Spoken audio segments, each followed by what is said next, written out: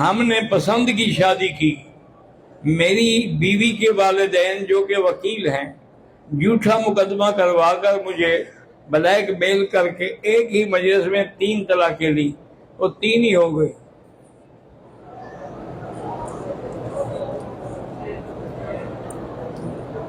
وطر میں اگر کسی کو دعائے قنوت نہ ہو تو جو آتا ہے وہ پڑھتا رہے۔ طواف کے دوران افضل یہ ہے کہ سبحان اللہ والحمدللہ لا الہ الا اللہ اللہ اکبر وللہ الحمد، ورنہ قرآن پڑھتے رہو، درود پڑھتے رہو۔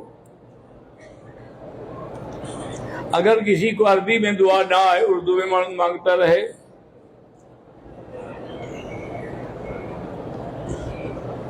طواف اور صفا کرتے ہوئے کسی نے کوئی چیز کھانے کی ہدیہ کھا سکتے ہیں۔